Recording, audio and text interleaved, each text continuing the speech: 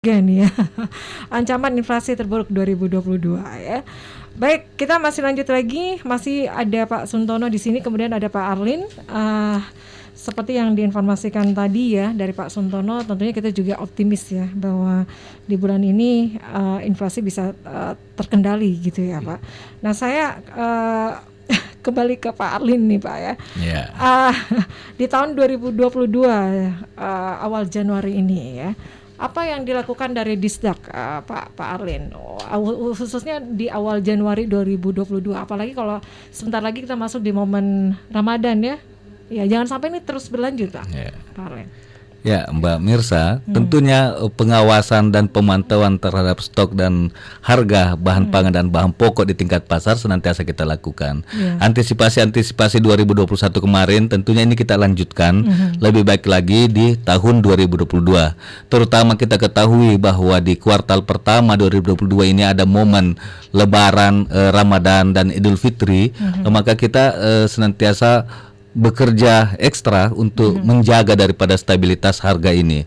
Maka kita dapat melakukan koordinasi terus pemantauan terkait beberapa hal yang dapat memicu daripada fluktuasi harga itu, sebagaimana disampaikan tadi Pak Suntono, bagaimana kelangkaan produksi. Ini kita melakukan kerjasama dengan daerah-daerah pemasok sekiranya ada daerah-daerah, dan ini memang sudah dibahas Mbak dalam suatu kebijakan inflasi khususnya di tingkat Sulawesi Selatan. Begitu juga masalah distribusi, adanya kemacetan ataupun miss pada distribusinya, ini kita lakukan pemantauan. Begitu juga di tingkat spekulan misalnya, maka kita akan menggandeng daripada aparat penegak hukum, menggandeng daripada kepolisian untuk melakukan pemantauan dan pengawasan kepada distributor-distributor yang mau mencoba-coba untuk mempermainkan harga. Sementara untuk kedepannya juga menjelang Ramadan, tentunya kita senantiasa melaksanakan pasar murah untuk meningkatkan daripada daya beli masyarakat, membantu para ibu-ibu rumah tangga untuk memperoleh daripada bahan pokok maupun bahan pangan yang murah, apalagi apalagi di Ramadan ini pasti konsumsi masyarakat itu semakin meningkat, meningkat 2 kali lipat, dan mudah-mudahan Makassar juga bertambah baik 2 kali lipat Mbak. Gajinya juga nambah gitu ya harusnya.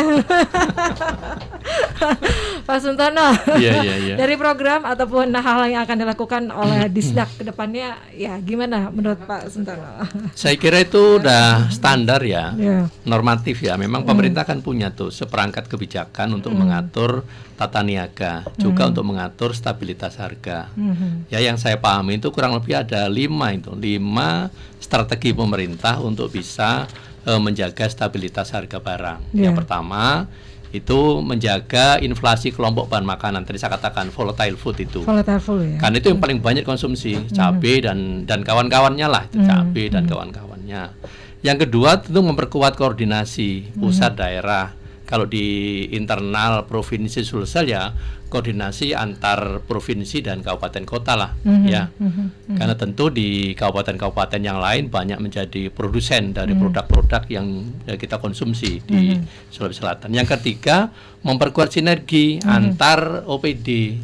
Saya kira untuk urusan-urusan harga itu nggak bisa diurusin Pak Arlin sendiri kan, harus bersinergi dengan Dinas Pertanian, Dinas Ketahanan dan lain sebagainya, juga PU karena terkait dengan transportasi. Jadi ini perlu dikuatkan sinergi itu ya. Yang keempat ada upaya memperkuat ketahanan pangan. Gimana nih caranya supaya stok itu tercukupi, supaya produksi tercukupi? Tentu saya kira kawan-kawan di ketahanan pangan juga punya lah program kerja ke arah sana gitu ya. Dan yang kelima itu di kebijakan pemerintah tentu untuk menjaga cadangan beras, karena beras ini menjadi salah satu komoditi bahan pokok yang memiliki pengaruh besar terhadap politik. Soalnya kalau orang perutnya lapar itu nanti bisa kemana-mana tuh dampaknya negatif ya. Ya maka untuk memenuhi kecukupan pangan ini menjadi penting, terutama beras lah ya. Dan saya kira ini sudah dilakukan di tadi Pak Arlin juga sudah menyampaikan di rapat-rapat tim pengendali inflasi selalu dibahas kebijakan-kebijakan ini. Bahwa sekarang di Desember terjadi sesuatu, saya kira kan pemerintah akan mencari solusinya seperti apa. Ya kira ya. Oke. Baik, kira-kira ke depannya Pak untuk harga kembali stabil ini kira-kira berapa lama Pak? Kalau BPS itu kan sebenarnya ini Mbak Mirsa ya, BPS itu kan tidak melakukan kebijakan apapun. Karena BPS itu hanya memotret kondisi atau fenomena yang ada di lapangan. Saya kira nanti kalau bicara tentang kebijakan apa yang nggak dilakukan agar harga-harga stabil, stok bahan-bahan cukup, saya kira nanti alamat ke Pak Arlin lebih pas daripada ke BPS ya. Berapa lama kira-kira ini Pak Arlin?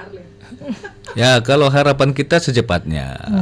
Tadi sudah disampaikan seiring daripada perkembangan usaha-usaha yang kita prediksi lebih baik lagi pertumbuhan ekonomi di 2022 ini.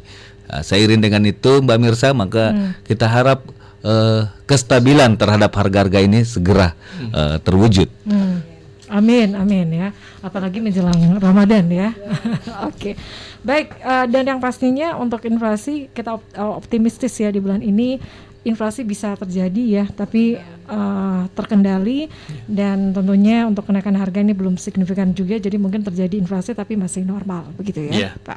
Terima kasih sekali lagi Pak Suntono, kemudian Pak Arlin. Terima kasih Untuk kedatangannya ke studio ya.